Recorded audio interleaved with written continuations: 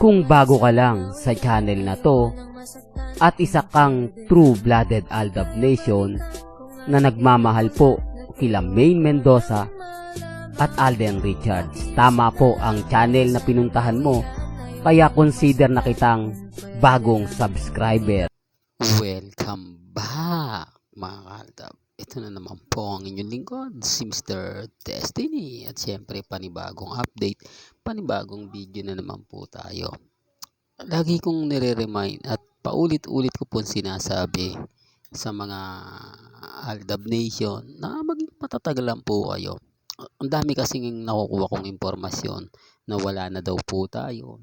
Bagsak na raw po tayo, kukunti na lang daw po dumalo sa Aldab Nation at yung iba hindi na raw po pinagdiriwang sa kani-kanilang lugar. Huwag po kayo maniniwala doon mga Aldab. Nagse-celebrate din po ang Aldab Nation. Lalo na po ngayon mga Aldab na talagang maraming kwento ang naglalabasan. Maraming mga reaksyon na talagang mapapaisip ka naman po talaga. Kaya nga sabi ko sa inyo, ako po yung tipo na talagang matatag at kampante na hindi po nila kayang tibagin. Hindi po kaya nilang basagin. Kasi alam nyo kung bakit nila to ginagawa. Alam nyo kung bakit ganito kadesperado po sila. Kasi nga po tayo yung nagte-trending. Tayo yung nagbabayran. Third year anniversary po nila. Pero ang Aldab ang pinag-uusapan, hindi po ba sasama loob mo? Hindi po ba maiinis ka? Especially pag Armain ka tapos nagse-celebrate po kayo ng inyong third year anniversary para sa iniidolo ninyo. Tapos walang pumapansin.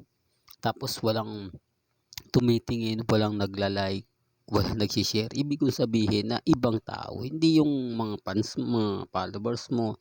Yung may papasok na hindi mo kilala. Yung titingin sa account mo na ganito ganyan. Wala eh. Hindi po ba? Ultimo mga main fanatics. Hindi na yan pinopromote. Dismayado sila eh. Hindi po ba? Totoo naman po yung sinasabi ko eh. Nung 11th year anniversary ni Bengay, no show. Doon pa lang sabihin mo, mga main fanatics, magse-celebrate pa ba yan? Siyempre hindi na dahil na-insulto yung iba. Ine-expect nila na may video message na ipambabasag para sa Aldab. Di po ba? Kasi yung iba mga Aldab, base po sa mga komento, may mga nababasa po ako na ganito ganyan. Talaga natatawa pa ako at natutuwa.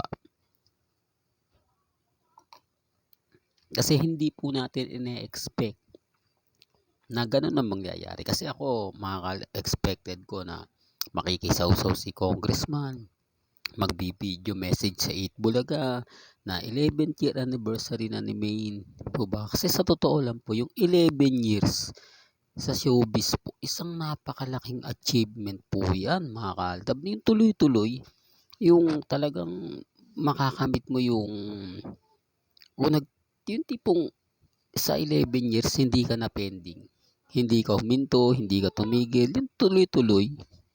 Kaya nga sabi ko sa inyo mga Aldab, ako natatawa na lang po ako eh. Di po ba? Pero siyempre wala po tayo sa posisyon. Basta masaya po ako. 11 years okay na po sa akin yan. Ramdam ko yung saya. Ramdam ko yung sigla. Kaya sabi ko, ang daming mga galit sa akin. Ang daming naiinis sa akin. Kasi nga po, pag ako nag-post, nagbigay ng video, buhay na buhay po talaga sila. Talagang mararamdaman mo yung presensya ng Aldab Nation. Kaya sabi ko nga sa inyo, sinong hindi magagalaite? Sinong hindi maiinis? Kung sina Alden at si Mengay ang pinag-uusapan ngayong third year anniversary ng kasal serye kuno ni Congressman. Hindi, totoo lang naman po mga Aldab eh. Kaya ang dami, tignan nyo na lang po yung mga ganap ni Alden Richards. Tignan nyo na lang po yung mga video ni na Alden at ni Maine. Kaya umiiyak na lang po yung mga iba. Pero sabi ko nga po sa inyo, maging updated lang po kayo.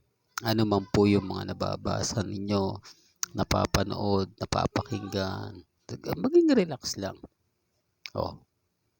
Yung mga nagsasabing ganito ganyan, ulitin ko lang po, Dun po sa mga taong bitter na bitter po sa akin, naiinis sa akin, okay lang po yun. Maging matatag lang po tayo. Huwag niyo pong paniniwalaan basta-basta yung mga kumakalat na wala na pong ALDAP. Andyan lang po tayo.